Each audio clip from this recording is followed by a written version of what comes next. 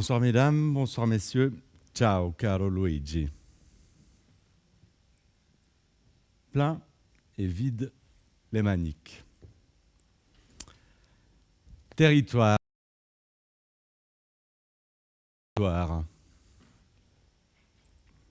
Tu t'en doutais, Luigi. Je vais vous parler de territoire, du projet territorial. Qui mieux que toi parle de territoire? Donc moi, je vais tenter d'en parler. Ce territoire, tu l'exprimes, tu le racontes, tu l'interroges au quotidien. Ce territoire, tu le regardes, tu le lis, tu l'explores, tu l'identifies, tu en fais maintes et maintes lectures critiques. Ce territoire, tu en sélectionnes les composantes caractéristiques majeures pour en faire les matériaux du projet. Car en effet, le projet territorial, avant d'être instrument de transformation, est un instrument de connaissance. Sur ce territoire, tu poses des concepts, des lignes de force, tu définis des vides, tu lui apportes cette nouvelle strate pour qu'il existe, qu'il vibre, qu'il révèle son histoire, ses histoires passées et fabrique le paysage de demain.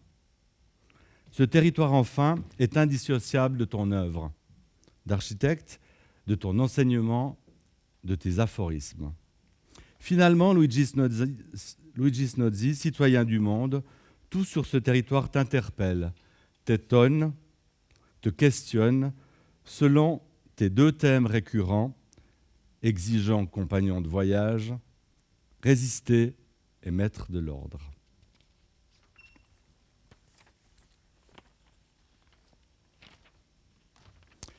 Vraiment, je m'étonnerais toujours du plus grand paradoxe qu'il m'ait été donné de côtoyer par chance pendant 10 ans. D'or, que dis-je, à la cartouche de Gauloise disque d'or, aux millions de kilomètres entre Locarno et Lausanne, essuyant à peu près 117 retraites permis, si désordonnées, si anticonformistes, si inattendus, comment cet homme ne pense, n'a pensé qu'ordre, n'appelle, n'a été appelé que pour mettre de l'ordre. Remettre de l'ordre, le mystère reste total. Et c'est mieux ainsi, n'est-ce pas Luigi? Bon, mais quelle horreur, j'inverse les rôles. C'est toi et toi seul qui poses les questions et les bonnes. Printemps 1987, diplôme en poche, et une question abyssale au bout de mon crayon, l'architecture est le vide. À toi de le définir. Aphorisme numéro 8. Plus qu'une question, une véritable mission autour du vide, sa définition, sa nature, son caractère, son expression. Le vide comme élément fondateur, espace de référence, élément structurant. Grâce à l'outil projet territorial, le champ de réflexion se focalise à l'échelle du territoire. Je vais donc vous exposer un choix de travaux réalisés ces 10 dernières années par notre atelier avec Bassel Farah sur l'arc lémanique. Selon l'aphorisme numéro 9, la variété est le prélude à la monotonie. Si tu veux l'éviter, répète ton élément. Je vous préviens, quitte à être répétitif, chaque projet sera présenté selon la même trame, afin de synthétiser les enjeux et les réponses formelles proposées pour définir ce vide. Voici la trame. Le lieu, lecture du territoire, sélection des caractéristiques majeures, forme du projet, espace public et croquis de synthèse. Voilà, je vais vous inviter maintenant à parcourir quelques éléments et quelques lieux de cet arc lémanique. Première étape de ce voyage, Ferney-Gex, un territoire au-delà des frontières. Voici le territoire qu'il nous a été donné d'étudier dans le cadre du projet d'agglomération franco-genevois. Pour situer légèrement, vous avez ici l'aéroport, le lac évidemment, on va parler de ce territoire. En bon élève de Snodzy, qu'est-ce qu'on fait, Luigi? Une lecture critique du territoire.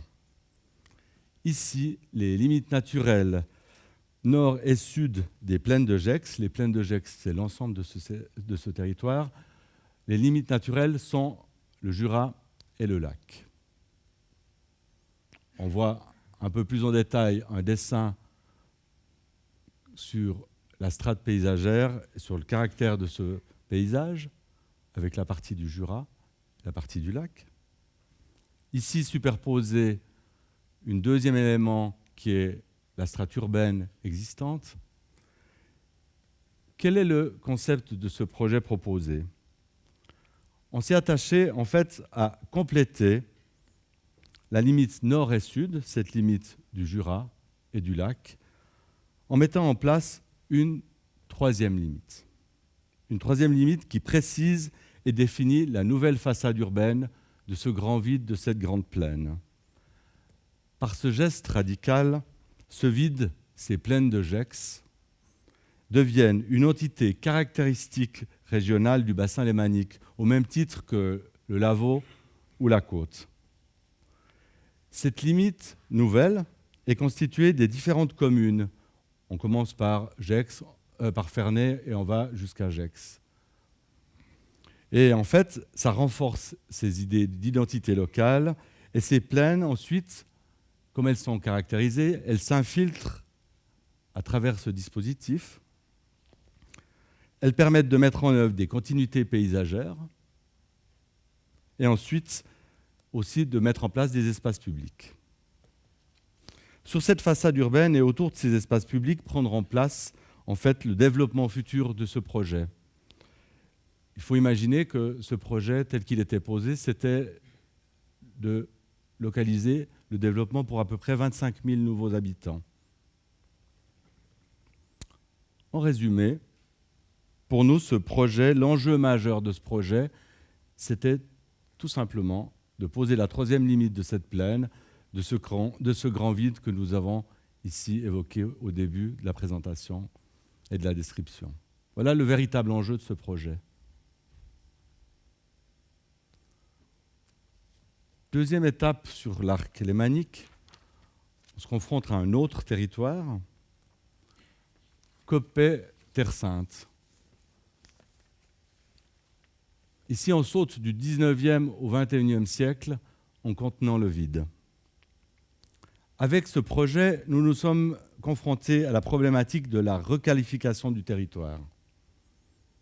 Le territoire de Terre Sainte est caractérisé par deux grandes entités paysagères et agricoles.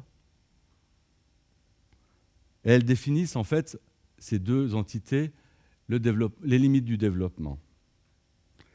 La structure du territoire est marquée par l'orthogonalité des réseaux et on remarque ici un élément caractéristique sur cette résie, c'est cette diagonale. Le paysage urbain ici est constitué par la ville de Coppet et son château, différents bourgs, Communy, Tannay, Milles, Founet. Et qu'est-ce qui s'est passé au XXe siècle sur ce territoire? C'est à peu près 15 à 20 000 villas qui se sont construites sur ce terrain, sur ce territoire. C'est en fait l'ensemble des masses grises que vous voyez ici, qui sont en dehors de ces petits bourgs. Face à l'urgence, Luigi, le projet propose de mettre de l'ordre en contenant le vide comme dans le thème présenté au départ. Comment on le fait?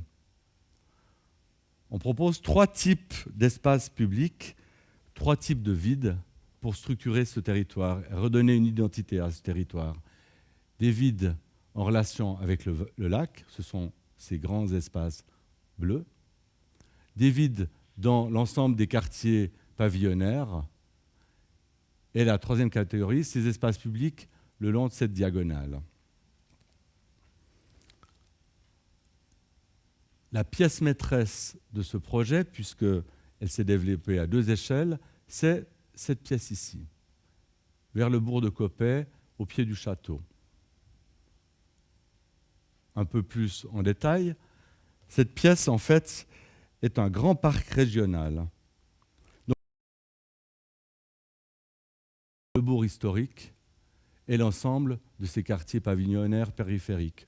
On voit un peu plus en détail ici le thème de ce grand parc qui, en fait, prépare et devient un véritable écrin pour les nouvelles pièces urbaines à développer.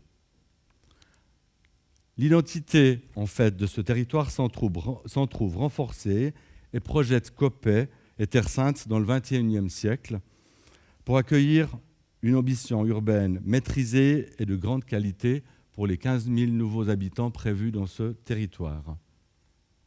On voit ici une image de la maquette de ce projet avec le bourg historique, le château et le dispositif du grand parc projeté au niveau régional.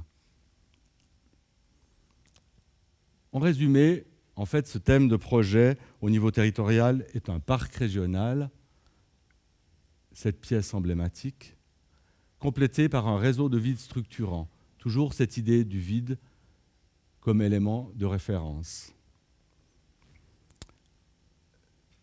Luigi, pour la petite histoire, il faut que je te raconte quand même quelque chose. La pièce emblématique de ce projet, c'était une tour. Une tour qui était dans cet endroit-là. C'était l'élément essentiel.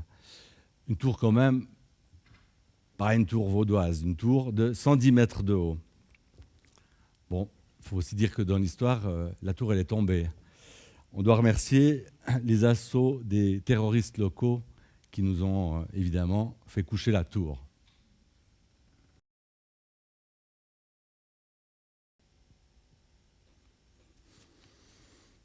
Autre étape sur ce arc lémanique, Gland. Gland, pour nous, c'était recherche, identité lémanique désespérément, dessiner le vide. Sur ce territoire, nous sommes confrontés à la problématique de l'extension de la ville. C'est un territoire quadrillé, surquadrillé, par des réseaux naturels, des réseaux ferroviaires, des réseaux routiers, des ronds-points. On voit ici l'autoroute, le chemin de fer, un réseau de voirie incroyable. Et tout ceci, tous ces réseaux sont parallèles au lac ou au Jura ou perpendiculaires. Là, on s'est vraiment dit, au secours Luigi, comment remettre de l'ordre? Toujours de la même manière, avec le vide. Premier élément, on a cherché à identifier cette spectaculaire clairière qui constitue en fait l'espace de la ville, le vide de ce grand espace. Et on a ici les coteaux du pied du Jura qui ont des vignobles. On a aussi relevé et voulu révéler les composantes, les quelques restes de composantes géologiques ou agricoles de ce territoire. À partir de là, on a mis en place l'idée du projet qui est en fait de s'appuyer sur ce système structurel et de définir un élément essentiel, un grand vide à l'est de cette commune, entre le cordon boisé de cette rivière et la limite de cette ville. On le voit à une autre échelle. Quel est ce thème? C'est vraiment, depuis le lac, de mettre en place ce grand espace qui définit en fait la nouvelle identité et le caractère des nouvelles pièces qui pourront se développer. Un autre élément important, c'est en fait le caractère de ce grand vide et de ces parcs, jardins agricoles qui entrent entre ces pièces et qui donnent et qui caractérisent la nouvelle identité de cette ville de Gland. On a aussi cherché à trouver, en relation avec les thèmes, en rapport avec ce paysage, des éléments qui se réfèrent plus à l'agriculture ou à la culture pour mettre en œuvre tous ces jardins agricoles entre ces pièces bâties. Ce projet, en fait, est prévu pour accueillir 15 000 nouveaux habitants. Donc un projet ambitieux et important pour une ville qui est situé entre Lausanne et Genève et qui aujourd'hui comporte à peu près 10 000 habitants. En résumé, voici selon nous l'enjeu majeur de ce projet. Dessiner le vide égale dessiner les pièces de ville. On se rapproche un peu du territoire et de la ville puisque c'est le territoire de Lausanne et de l'Ouest lausannois, à savoir le site où nous nous trouvons, le territoire des Hautes Écoles. Le thème de ce projet, c'est le paysage emblème du vide. Ici, sur ce vaste territoire de l'Ouest lausannois, nous nous sommes confrontés à la ville, à différentes échelles. On le verra, il y a plusieurs projets que je vais présenter. On a souhaité proposer une vision sur le sud de cette ville, dans ce territoire ici, et de développer différentes problématiques de requalification, d'extension ou de liaison de la ville. À l'échelle du grand paysage, on peut noter deux éléments très très importants. Cette rivière et son delta sur le lac Léman, c'est la Venoge, et l'autre rivière qui se transforme et qui devient la Chambronne ici, qui est l'autre delta. Les deux limites qui définissent et qui caractérisent en fait cette grande plaine qui descend en direction du lac.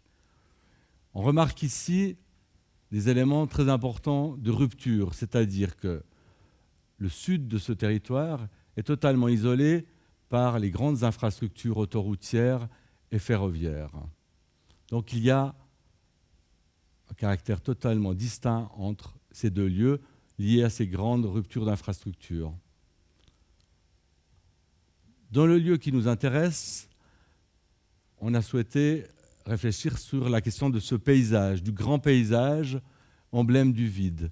Donc la proposition que nous avons faite dans ce secteur, c'est le thème du continuum, puisque ce lieu est caractérisé par des éléments de rivière, on a vu ici, on le voit ici, on a tous les éléments des comblements et des parcs du bord du lac qui sont issus en fait des années 60 quand il y a eu la construction de l'autoroute. Et puis, on a aussi tous des éléments de paysage existants sur ces crêtes. Donc, on a cherché, à travers un élément, l'idée de ce continuum paysager, de constituer en fait un caractère et une identité sur ce lieu. Ça permettait de définir des pièces, des vides, dans lesquels les développements en cours ou futurs pourraient se faire dans ces différents lieux.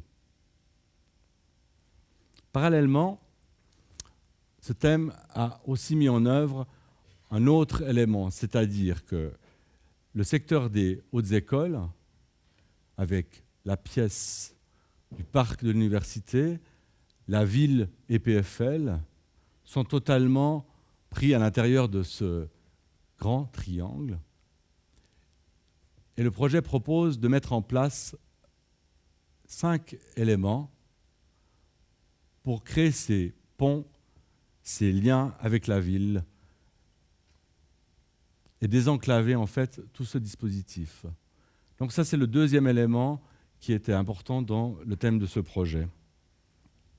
Il faut savoir aussi que ce territoire, dans peu de temps, sera la deuxième ville du canton, puisqu'il y aura à peu près 20 à 25 000 habitants qui habiteront les étudiants, les enseignants et l'ensemble des activités dans ce secteur. Donc la deuxième plus grande ville du canton, qui est un élément important dans le repère qu'on peut avoir dans le temps. On voit un peu plus en détail quelques éléments sur ces éléments de projet, de franchissement. Donc on a travaillé sur ces 5 thèmes pour établir ces liens de part et d'autre de ce grand triangle. Et en définitive, on essaie de résumer, et je résumerai très simplement ce projet et son enjeu. Une charpente paysagère forte, des espaces publics, des ponts pour relier une île à la ville.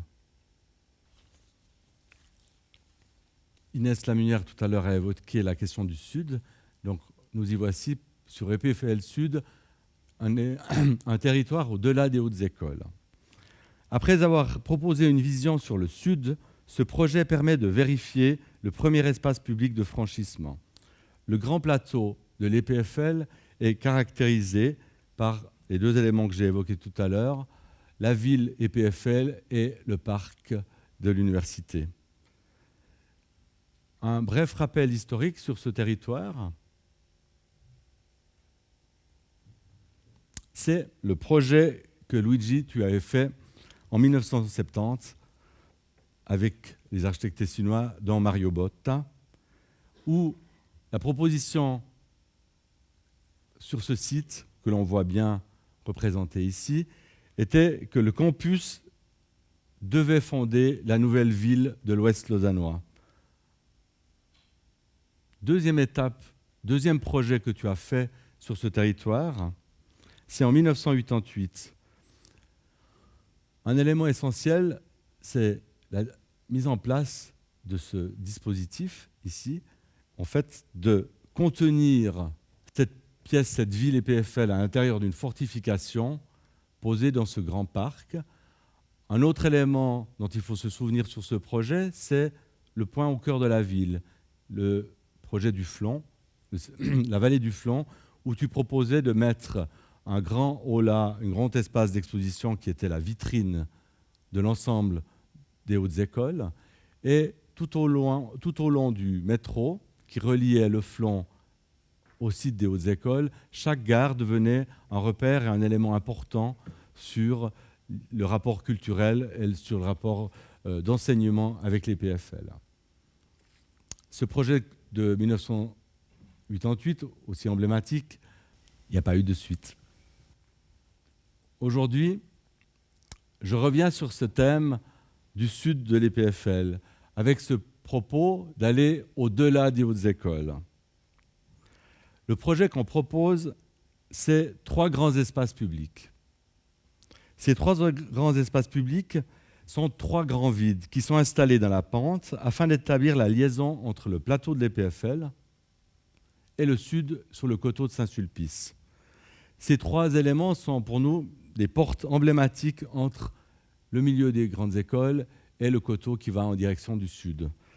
Ils sont aussi des lieux qui fondent le projet, révèlent la topographie et accueillent les espaces publics et ainsi organisent les programmes en garantissant une continuité entre le thème du paysage et du pré autour du Learning Center en direction du coteau. On le voit un peu mieux sur cette image de la maquette.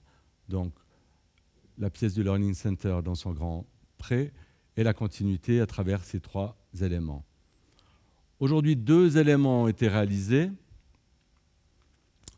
Celui-ci, à l'ouest, qui relie le quartier des habitations d'étudiants avec le site de l'EPFL, et un deuxième à l'est, qui relie en fait la partie du Learning Center avec l'hôtel.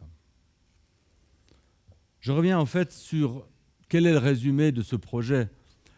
Je pense qu'il a tout simplement voulu mettre en place ce franchissement de cette barrière, de cette route cantonale, et enfin initier le développement et le désenclavement de cette pièce des hautes écoles. On se déplace au nord de ce territoire, sur un autre site à Bussigny-Ouest. Dans la suite des projets de l'Ouest lausannois, la problématique de l'extension de la ville caractérise ce projet. La grande plaine que j'avais évoquée tout à l'heure entre la Venoge et la Sorge se confronte très violemment avec la ville de Bussigny telle qu'elle est aujourd'hui. Le site qui nous est proposé est tout ce secteur entre la Venoge et la ville de Bussigny. Quoi faire ? Eh bien, à l'échelle de ce grand territoire, on s'est posé la seule question qui nous paraissait essentielle, c'était de comprendre cette topographie et de révéler 4 points très précis qui sont en fait les 4 plateaux topographiques qui caractérisent ce lieu entre la ville et ce cordon boisé de la Venoge. Dès lors, le projet s'appuie sur la mise en relation de ces 4 éléments. Ces 4 éléments fondateurs qui préservent à l'ouest la plaine et qui constituent la définition de cette nouvelle limite. Avec quels éléments on a développé ces limites? 2 types d'espaces. Des éléments paysagers, qui sont en fait les éléments de transition entre les parties naturelles de la Venoge et la ville, c'est-à-dire constituer un écrin, un cadre au développement, en utilisant aussi un vocabulaire tout à fait local sur les cordons boisés, les alignements d'arbres, les vergers. Et deuxième élément, la fondation de ces espaces publics, ces grands vides, qui se reprennent sur le schéma de départ avec la mise en place de ces différents éléments. Et au cœur du dispositif, un grand espace public qui permet d'organiser le développement, puisque sur ce secteur se développeront à peu près 3000 nouveaux habitants. On le voit ici dans l'image de la maquette, le projet tel qu'il était présenté au concours, à savoir la mise en place de ces structures paysagères qui constituent cette limite, qui établissent le lien entre la plaine et la ville, et la structuration des espaces publics au cœur de ces quartiers, ici et ici. Bref résumé de ce projet, il a tenté d'établir cette limite entre plaine et ville. Toujours sur la même ville, mais à l'est de Bussigny. La question qu'on s'est posée, c'est la continuité des espaces publics, puisqu'il s'agit du même territoire, mais à l'extrémité de la commune, à l'est. Il s'agit de ce territoire ici. Qu'est-ce qui caractérise ce lieu? C'est une rupture très forte avec les grandes infrastructures d'autoroutes qui ont isolé historiquement ce qui définissait la plaine, c'est-à-dire ce cordon boisé, cette rivière qui était à l'époque la limite de cette plaine et qui était en lien aussi avec cette autre rivière, la Venoge. Donc on a cherché à établir un écho entre les deux projets, c'est-à-dire le premier projet proposait cette série d'éléments et d'espaces publics qui constituaient aussi la limite du développement. Il nous fallait faire écho dans ce projet sur la continuité de ces espaces, et y compris, dans celui qui est au centre, de rétablir ce lien et cette rupture qui avait été mise en place par la construction de l'autoroute. Ces 3 espaces publics, celui-ci, celui-là et le troisième, en fait, ils créent l'identité de ce lieu. Ces 3 vides sont reliés, eux, par un grand mail d'arbres en bordure du site qui relie ces 3 espaces et qui caractérise l'ensemble de cette pièce urbaine. Donc pour nous, dans ce projet, ces 3 vides, ces 3 éléments constituent en fait le fondement, l'identité de ce nouveau quartier et permettront d'organiser l'ensemble des pièces qui se développeront, puisque de nouveau ici, pour parler de quantitatif, on a environ 2500 à 3000 nouveaux habitants emploi qui vont prendre place.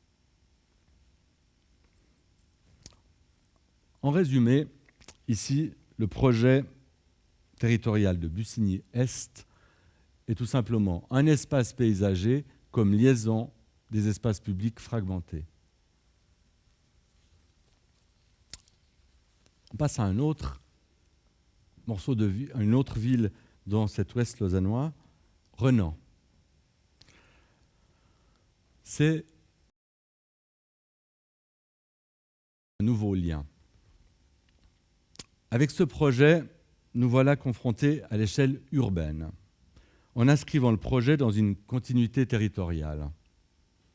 Depuis le XIXe siècle, la ville de Renan est totalement séparée par le grand flux des voies de chemin de fer qui sépare la partie de Renan au nord et la partie de Renan sud. Là, je dois t'interroger, Luigi, parce que est-ce que c'est dessus, est-ce que c'est dessous, sous, au sotto? Comme tu le dirais, pour supérer le train, il suffit d'une passerelle.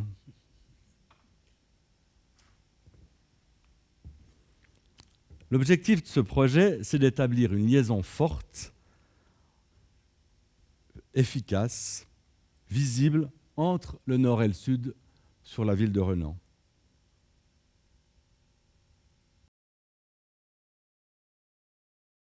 Qui montre ce grand fleuve des voies de chemin de fer qui sépare les deux parties de ville. Un peu plus en détail, le projet a comme ambition de rétablir le lien entre ces deux parties de ville. La proposition prévoit un passage public. C'est une véritable place qui devient en fait l'acte fondateur du lien entre ces deux parties de ville. Ce dispositif est complété par un parvis au nord et par un parvis au sud. Ce projet s'inscrit aussi dans un réseau à plus grande échelle afin de relier Renan avec le lac. On le voit un peu plus en détail sur ce dessin. Comme vous pouvez le constater, cette liaison spatiale est rendue particulièrement lisible par son expression. C'est une expression avec une structure arborescente très forte, avec un voile végétal, ce qui avait donné en fait le thème de ce projet qui s'appelle Rayon Vert, le nom du projet, Rayon Vert. Ça devient pour nous un signe essentiel urbain pour Renan, pour sa gare, ainsi qu'un repère sur la ligne ferroviaire Genève-Lausanne, en toute modestie évidemment. Qu'est-ce qu'on voit en résumant ce projet? C'est le thème de réunifier les flux de la ville.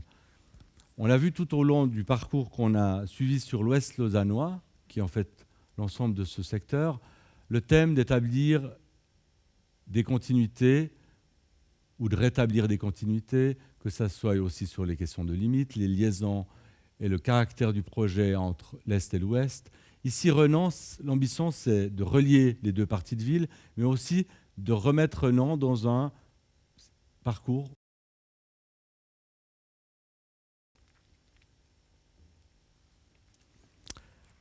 On va changer un peu de territoire.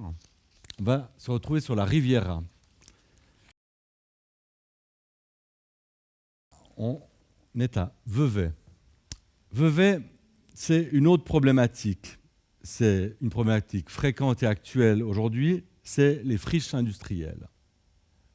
Le site sur lequel on va réfléchir, c'est ce territoire ici. Qu'est-ce qui caractérise Vevey? C'est le cône d'éjection de la rivière la Veuvez, sur lequel la ville s'est fondée. La ville, dès le 19e, a été fortement coupée en deux par l'arrivée du chemin de fer. Et la définition de la pièce que nous avons à développer, c'est ce secteur-là. Quelle est l'idée du projet? L'idée du projet, c'est de mettre en place de nouveau des vides. 4 nouveaux espaces. Ces 4 vides qui deviennent des véritables places publiques aménagées. Ce dispositif urbain crée aussi le lien avec les quartiers existants, c'est-à-dire l'ensemble des quartiers périphériques. Ça requalifie l'espace urbain principalement entre les voies de chemin de fer et ces quartiers du coteau. Donc, c'est la caractéristique de l'identité de ce nouveau secteur. Qu'est-ce qui est aussi un élément important? C'est ce premier plan paysager que l'on a depuis le coteau sur cette nouvelle pièce qui est développée.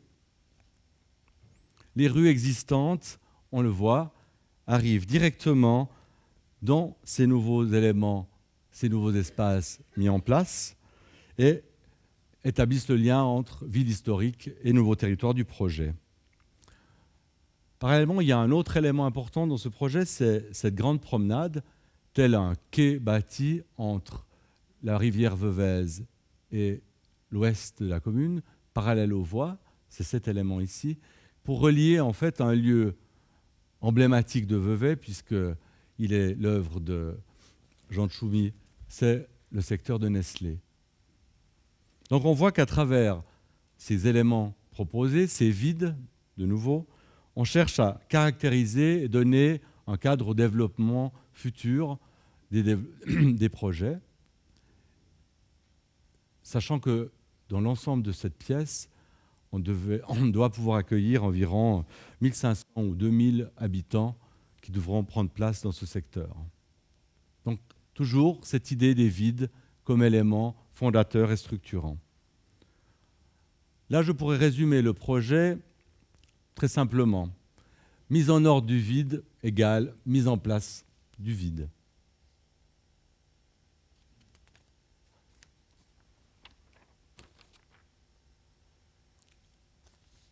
Encore un projet sur la Riviera.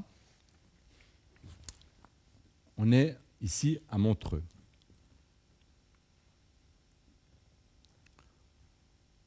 Voilà le site du projet. Le thème ici, c'est de nouveau une thématique régulière qu'on a sur les projets, c'est le renouvellement urbain. Aujourd'hui, il s'agit d'une friche artisanale et industrielle au cœur de la ville. Qu'est-ce qui caractérise en fait ce territoire? C'est sa morphologie qui est basée sur, de nouveau, la topographie, la rivière, la baie de Montreux, qui caractérise toute cette topographie. Voilà le site sur lequel nous travaillons. Qu'est-ce qui caractérise aussi cette ville de Montreux? C'est l'ensemble des parcs que l'on retrouve tout au long des promenades et des quais au bord du lac. Et le site est là. Toujours les mêmes éléments. On retrouve aussi dans cette ville une très forte fracture liée au chemin de fer qui a de nouveau établi une rupture importante entre les parties hautes et les parties basses. Et puis toute une série de réseaux qui caractérisent et en fait qui donnent les éléments des différentes pièces et quartiers de la ville. Qu'est-ce qui nous a intéressés sur ce lieu? C'est en fait cette baie de Montreux. C'est le seul espace perpendiculaire entre le haut de la colline en direction du lac, autour duquel toute une série de pièces urbaines, de projets anciens ou nouveaux, sont en train de se développer. Et nous, la question qu'on s'est posée, c'est créer un grand espace, un grand vide, au cœur du nouvel îlot et du nouveau projet qui devrait être développé sur ce secteur. On le voit ici sur la maquette.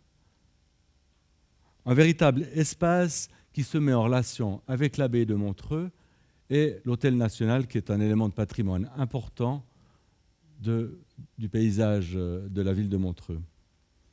Qu'est-ce que c'est? C'est aussi un espace public qui caractérisera, qui donnera du sens à l'ensemble des pièces bâties qui pourront se développer sur ce secteur. Mais avant tout, un grand vide qui se met en relation avec cette structure perpendiculaire qu'est la baie de Montreux, qui nous met en relation entre le coteau et le lac, et puis toute une série de relations avec les autres parties de la ville.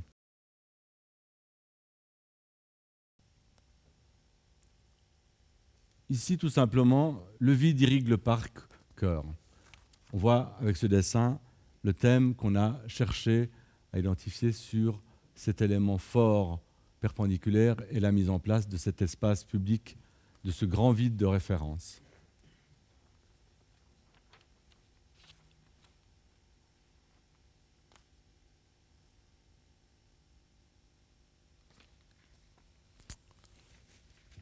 Après avoir parcouru, en sortant les rames de port en port, l'arc lémanique, évidemment, on a fait 6 ou 7 stations le long de cet arc lémanique, nous voilà arrivés à l'embouchure du Rhône.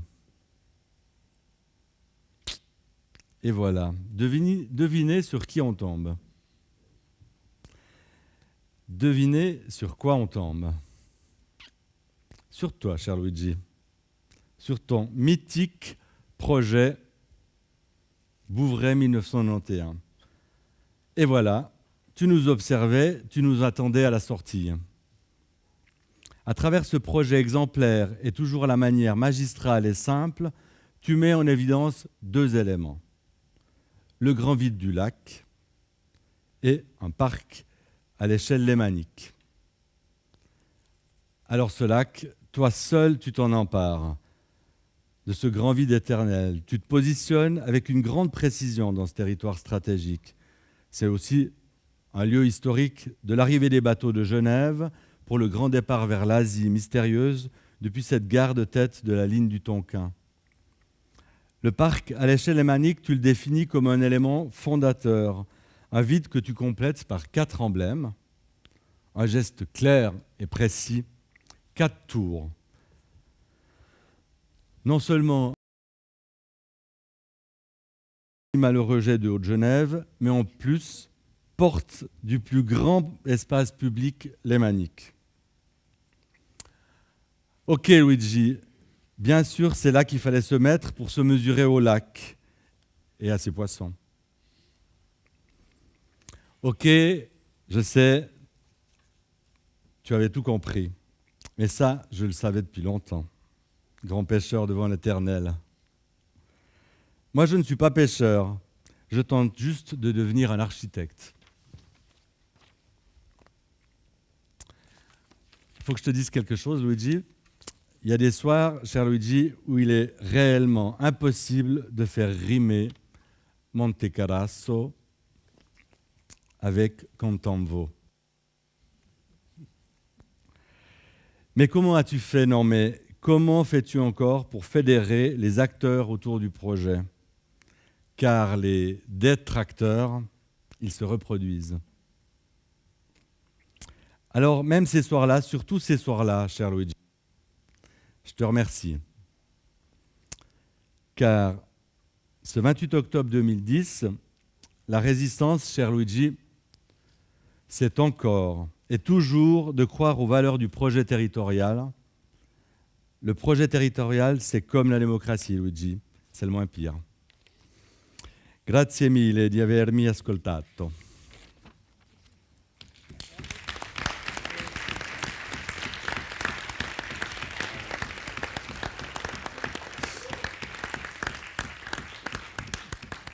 Je trouve un ancien élève, il faut dire qu'il m'a écouté pendant les années que j'étais là. Parce que je vois qu'est-ce qu'il fait et il me semble, c'est extraordinaire, non, le travail que tu fais. Ce qui m'a aussi surpris, c'est ce fait-là, que moi, dans mes dernières années, j'ai compris une chose sur les architectes. Plus un travail, il est complexe, plus il faut réduire, non, la manière d'intervenir et même la manière de le comprendre. C'est plus qu'un lieu, il est complexe, plus que l'analyse doit se figer sur un seul point.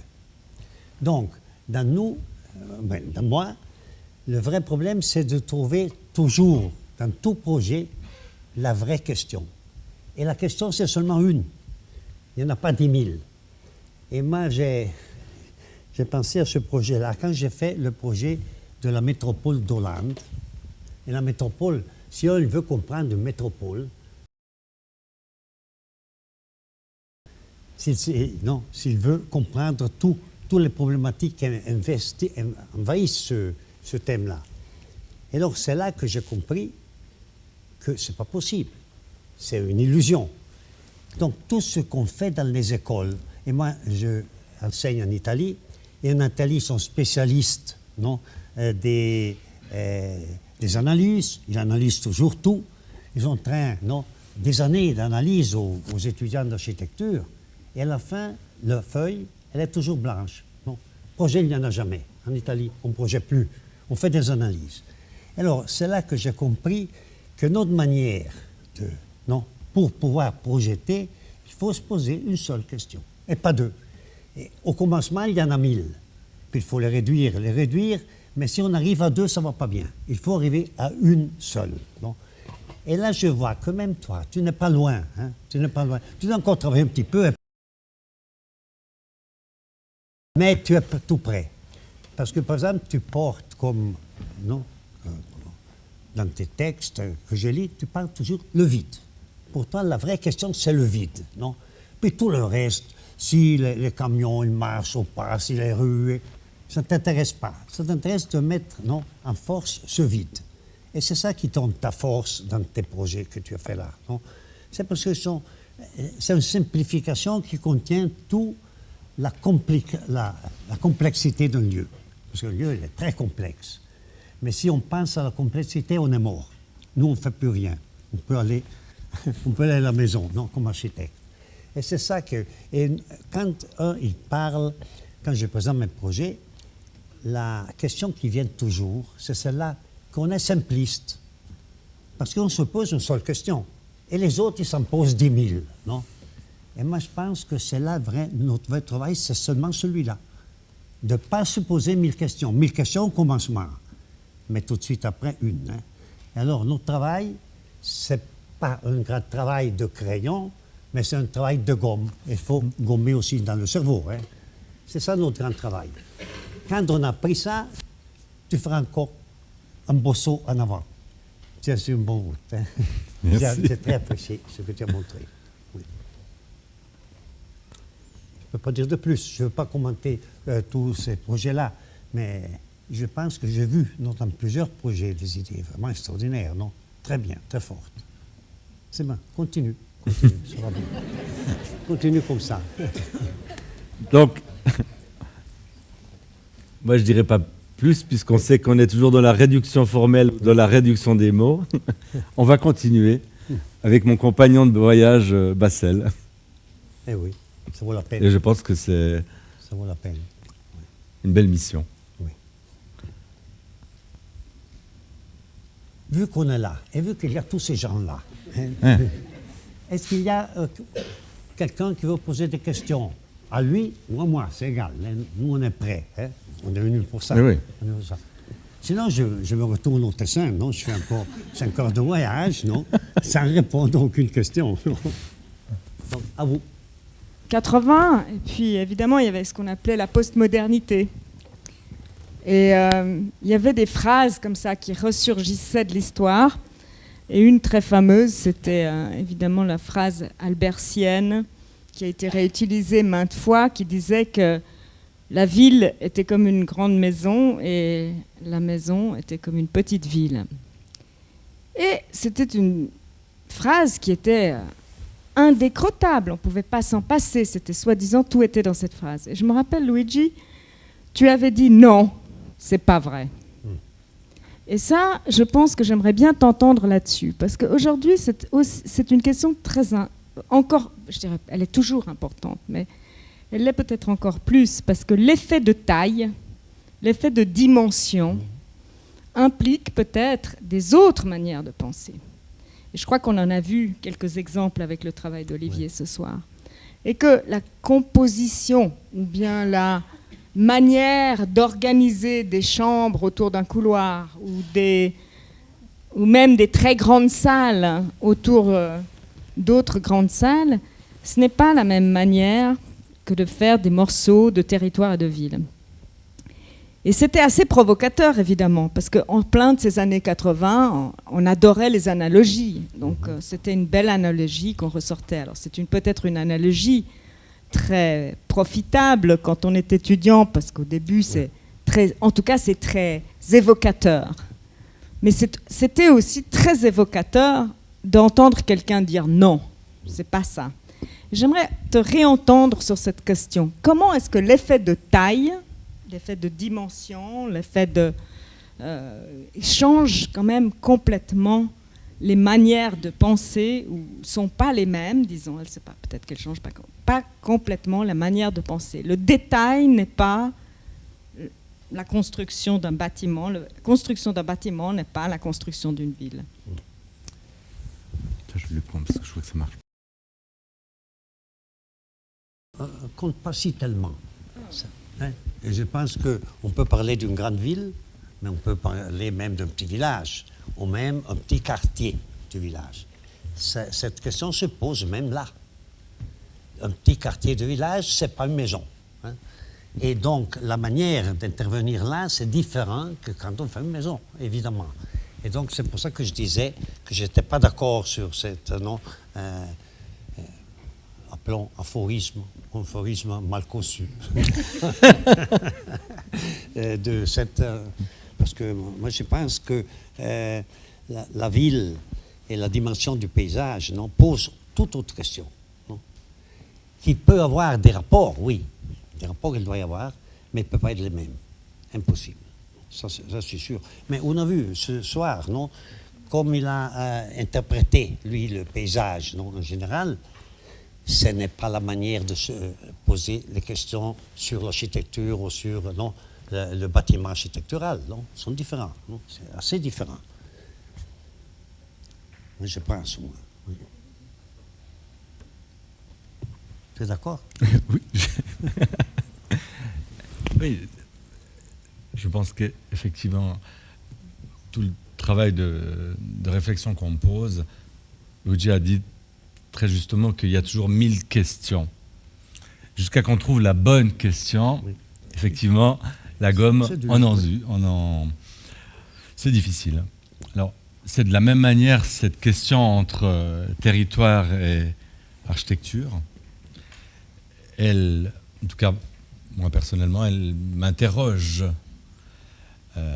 On fait un certain nombre d'hypothèses, on est sur quelques thèmes sur lesquels on travaille depuis quelques années.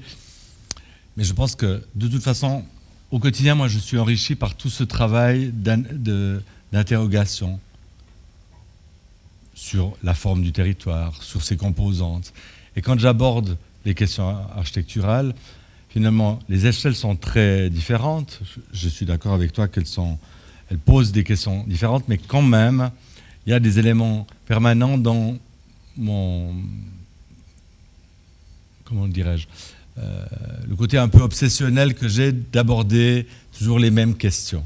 Alors, peut-être que je suis dans des champs un peu fermés, peut-être qu'il faut redonner un peu de gomme pour rouvrir d'autres champs, je ne sais pas, mais... Non, tu dois utiliser la gomme pour réduire, pas pour ouvrir, non. Pour réduire tes questions.